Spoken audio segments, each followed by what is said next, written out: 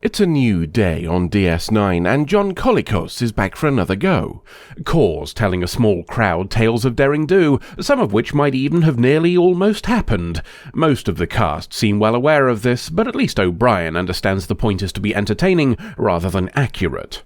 Worf isn't sitting with them, so Dax goes to invite him over. He's not sure about that, him currently being a pariah after telling Gowron to go do one, so Dax ignores his concerns and introduces him herself. To his surprise, Kor welcomes him as he's no fan of Gowron or the Council. A chance to hear tales directly from the mouth of a Dahar master is a great honour, though Kor's more interested in making a new one. He's currently on a quest to find a relic and gives Worf enough clues to guess that it's nothing less than the sword of KAHLESS himself. Recovering a weapon of such cultural significance is something Worf wants to be a part of, and Dax admits they could use the help, so she's already in on it. Kor agrees, partly because it'll piss off Gowron, and he reveals his evidence for knowing where the sword is. A cloth that bears its imprint isn't enough to convince Dax, but she's willing to test it and see if it's real anyway. Tomorrow, that is, as she's been on the blood wine. She leaves Worf and Kor to chat while she goes for a kip. Kor's wankered when he returns to his quarters later, which might be why he's not able to fight off his intruder. It's one of the telepathic lads who had a go at killing Bashir last season, and Kor ends up on the floor with this guy's hands on his head. That's where Dax finds Kor the next morning and assumes it was just the booze. She has brought good news, though. Looks like that cloth could be the real deal based on the age and some DNA on it. That makes it time to get Sisko involved, and also gives us chance for a lore dump. Kor got the cloth from a Vulcan survey ship to the Gamma Quadrant, him previously being an ambassador to them and recognizing what it was. And the DNA found on it belongs to a species that invaded Kronos, the Klingon homeworld, a millennia back. These invaders, called the Herc, just so happen to be the same buggers who nicked KAHLESS' sword and legged it.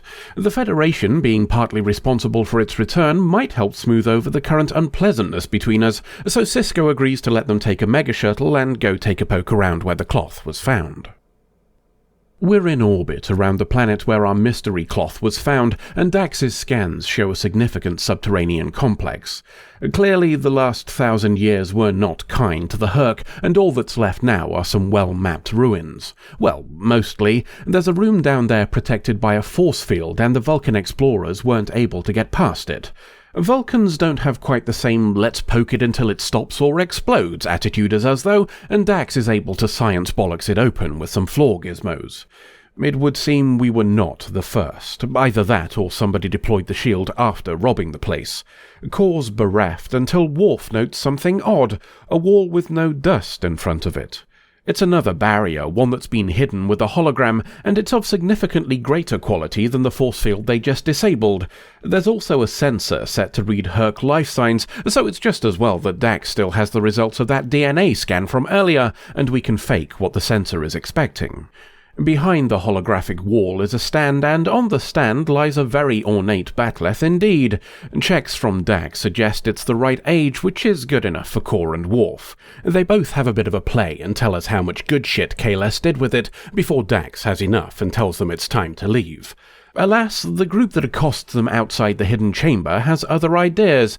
They're led by Taral, a member of the House of Duras, which is a house with whom Worf has had beef previously.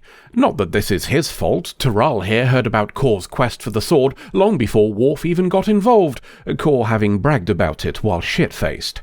That's why Taral sent his telepathic mate to extract the information from Kor back on DS9. Taral wants the sword, and we're disinclined to give it up, so fighting happens. Everybody has a bit of a wrestle, during which some lads do a dead and Worf gets stabbed. We win, though, and leg it, Worf knocking over one of the gizmos that turned off the first force field on the way and trapping our pursuers. Once we've scarpered for a while, Dax calls a halt to try and treat Worf's wound. Popping up to the mega shuttle would be wise, but an attempt to call it reveals our phones being jammed. We'll need to solve that at some point if we plan on leaving, but it'll have to wait as Worf thinks Taral will get out eventually, so we should probably scarper some more. Later on, Kor asks about Taral and how Worf knew him. There was some unpleasantness back in his TNG days with Taral's aunts, the Duras sisters, and Gowron offered to let Worf kill Taral as revenge. He declined as Tyrell was just a child, something Kor thinks was a sign of weakness. That starts a shouting match about who's to blame for Tyrell being here, Worf pointing out that Kor getting wankered in a bar and telling everybody about his quest for the sword was not exactly subtle. Worf stomps off, leaving Kor to suggest to Dax that perhaps bringing Worf along was an error as he's not a real Klingon, which feels a bit tactless given who he's talking to, but let's ignore that for now. We've stopped for a meal of lizard rat, and Kor thinks it'll make for an entertaining embellishment when their tale is told. A few of the facts will need tweaking, obviously, so that it's a fearsome opponent rather than just a reptile rodent, and the whole idea offends Worf. Not as much as Kor using the sword of KAHLESS as a piece of cutlery, though, and they start having another ding-dong. This time it covers what should be done with the sword, as Kor is no longer sure that giving it to the Emperor is the smart choice. He's just a clone of the original KAHLESS after all, and a pretty shit one at that. The Empire would be stronger if it was held by somebody of merit. You know, like Kor himself. We move on again until Dax calls a halt to redress Worf's wound. Kor goes off to find another lizard rat, so it's Worf's turn to tell Dax that he's no longer a fan of Kor. Maybe he was right about the Emperor, though. Give the sword to him and somebody else would just take it and claim power, so it would be wise for a strong leader to take the throne first. You know, like Worf himself. All of which is overheard by Kor. Distrust bubbles to the surface again later as they're moving along a ledge. Kor slips and falls, and Worf grabs the sword. Kor's hanging on to it, and Worf tells him to let go, saying there's a ledge just below him. Kor calls bullshit and says he just wants the sword. Dax gets involved and pulls up Kor, who takes a look at the ledge Worf told him was there and judges it wholly inadequate. Weapons are unsheathed, and Dax steps in again, saying she'll take the sword. Kor moves on, leaving Dax to tell Worf that she agrees the ledge was too small, something Worf at least has the honesty to not deny to her. Hardly surprising, then, when it all comes to a head later. Dax is sleeping on the sword to prevent the others from fighting over it, so they decide to just fight each other instead. Or try to, anyway, as they don't get the chance. Tyrell's turned up with his mates, and they start pooping green at us. It's a very bad decision on their part. Worf and Kor have been getting on each other's tits for hours now, and the latter is glad to finally have a target for his anger. Worf goes after him, largely to rescue the sword, and the resulting Barney creates a lot of dead Klingons. It doesn't end there, though, as Worf and Kor are now going at each other. Dax has had enough of their shit and just poops yellow on the pair of them, then points her weapon in Tyrell's face and asks him about the phone jammer he's using.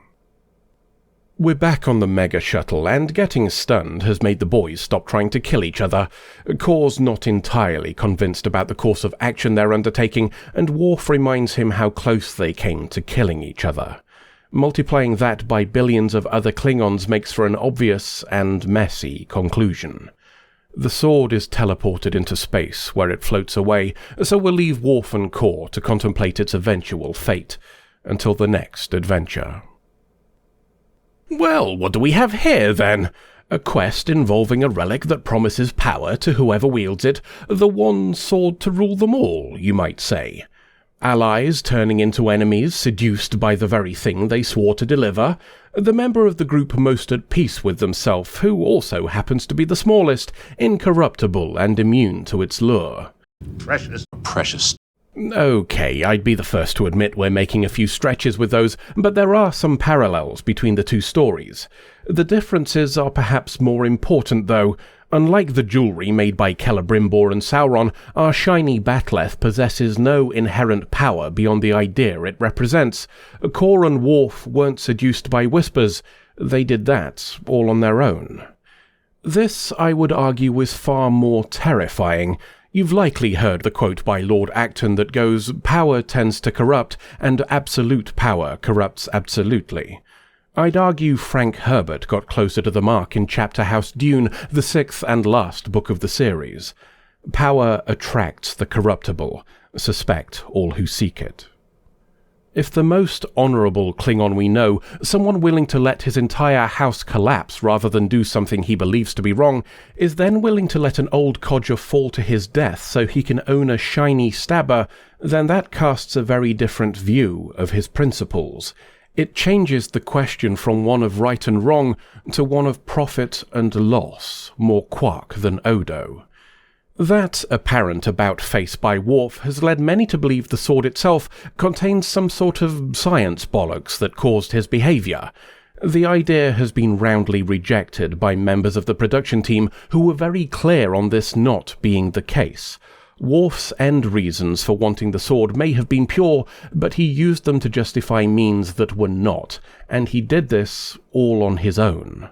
The conclusion then is acceptance of this and growth from it. Perhaps the intervention of Dax against them both gave each perspective on their own actions. Or perhaps she just kept pooping yellow at them until they agreed to stop being dicks. Either way, they eventually conclude the promise of unchecked power would be far too destructive, regardless of intent. To go back to our opening parallel and quote a certain wizard, "I dare not take it, not even to keep it safe, unused. The wish to wield it would be too great for my strength." Let's mop up some other bits from the episode then. First should be some posthumous points to John Colicos. Whether you're fond of his sometimes overboiled ham or not, you'd struggle to deny that he's great in this. Kor needed a loud and overblown presence, one oozing self-importance tinged with melancholy, and that's exactly what we got. Points, too, for Terry Farrell, who does a very convincing pissed off when Dax tires of their squabbling.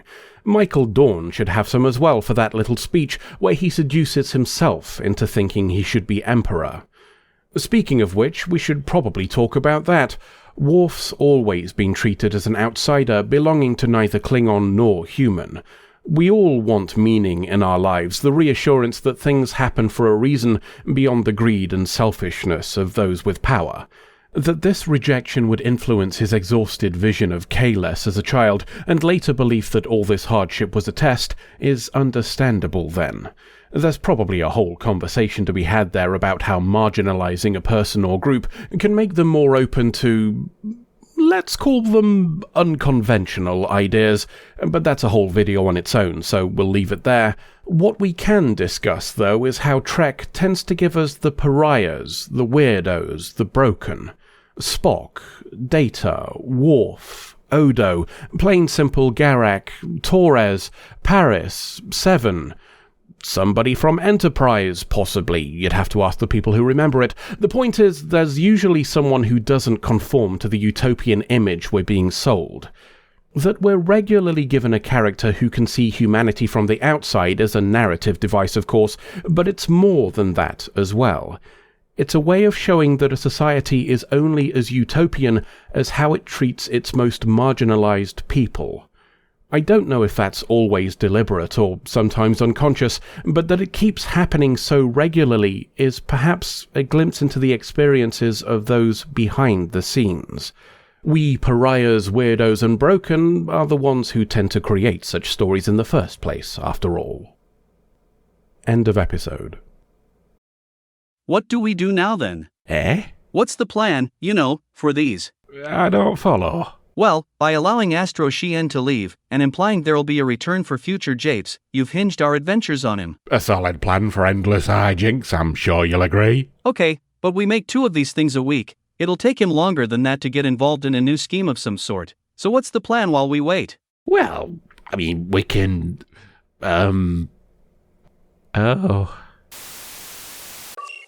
People of Deep Space Nine. I am here to tell you that your station will be destroyed if you do not surrender your supply of potato-based snacks. Oh, thank fuck for that. Woof.